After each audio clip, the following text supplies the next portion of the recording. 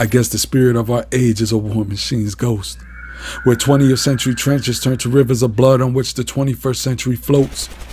The inevitable outcome of a godless ideology that placed man on this creek without a paddle and no hope. Keep God close. That's our only hope.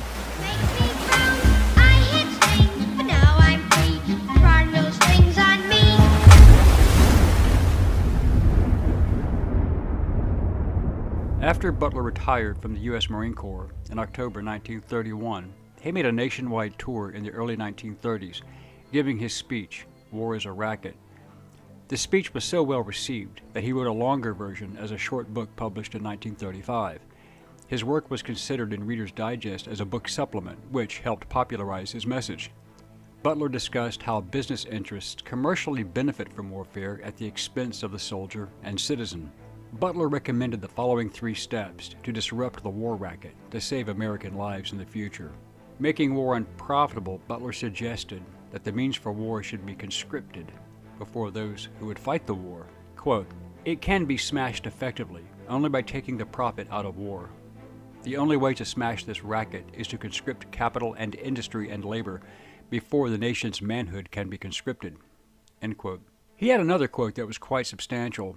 Quote, "Let the officers and the directors and the high-powered executives of our armament factories and our steel companies and our munitions makers and our shipbuilders and our airplane builders and the manufacturers of all things that provide profit in wartime, as well as the bankers and the speculators, be conscripted to get $30 a month, the same wage as the lads in the trenches get." Another quote, "The trouble with America is that when the dollar only earns 6% over here, then it gets restless and goes overseas to get 100%. Then the flag follows the dollar and the soldiers follow the flag." End quote. Butler then delved even deeper into the evils of warfare to support corporate profit. His main insights came to light after President Woodrow Wilson threw the United States into World War I to protect the business interest of his financial and political benefactors. Quote, "I helped in the raping of half a dozen Central American republics for the benefit of Wall Street. The record of racketeering is long. Looking back on it, I feel I might have even given Al Capone a few hints. The best he could do was to operate his racket in 3 city districts. We Marines operated on 3 continents. I spent 33 years in the Marines, most of my time being a high-class muscle man for big business, for Wall Street and the bankers. In short, I was a racketeer for capitalism." End quote. Smedley Butler also believed that acts of war should be decided by those who fight it. He also suggested that Congress pass a limited referendum to determine if the war is to be fought, is it worth it to the nation as a whole, and is it in the nation's best interest?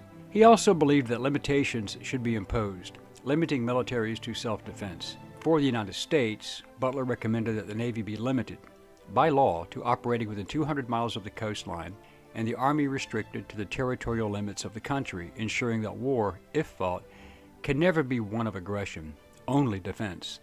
In an introduction to the Reader's Digest version of his book, correspondent Lowell Thomas praised Butler's moral as well as physical courage. Thomas had written Smedley Butler's oral autobiography. It contains this summary, quote, "War is a racket. It always has been. It is possibly the oldest, easily the most profitable, surely the most vicious. It is the only one international in scope. It is the only one in which the profits are reckoned in dollars and the losses in lives. A racket is best described, I believe, as something that is not what it seems to the majority of the people. Only a small inside group knows what it is about. It is conducted for the benefit of the very few at the expense of the very many. Out of war, a few people make huge fortunes." End quote. Butler confessed that during his decades of service in the Marine Corps, quote, "I helped make Mexico, especially Tampico, safe for American oil interests in 1914. I helped make Haiti and Cuba a decent place for the National City Bank boys to collect revenues in. I helped in the raping of a half a dozen Central American republics for the benefits of Wall Street. The record of racketeering is long. I helped purify Nicaragua for the International Banking House of Brown Brothers in 1909 to 1912. Where have I heard that name before? I brought light to the Dominican Republic for American sugar interests in 1916. In China, I helped see to it that Standard Oil went its way unmolested." End quote. Butler's book and revelations were explosive, and the large corporations that benefited most from global conflict immediately had their knives out for him.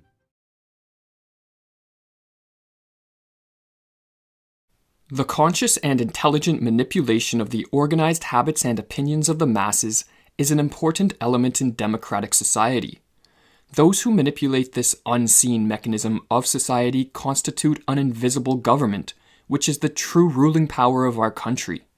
We are governed, our minds are molded, our tastes formed, our ideas suggested, largely by men we have never heard of. In almost every act of our daily lives, whether in the sphere of politics or business, in our social conduct or our ethical thinking, we are dominated by the relatively small number of persons who understand the mental processes and social patterns of the masses. It is they who pull the wires which control the public mind, who harness old social forces and contrive new ways to bind and guide the world. This passage was written by Edward Bernays, the nephew of Sigmund Freud and a pioneering mind behind advertising, modern propaganda, and the field of public relations.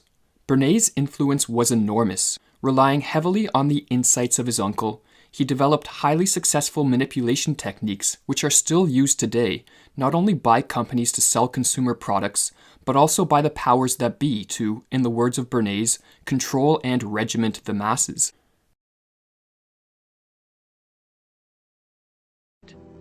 On at least one occasion, Eisenhower was heard to say by those in the room, "God help this country when somebody sits at this desk who doesn't know as much about the military as I do."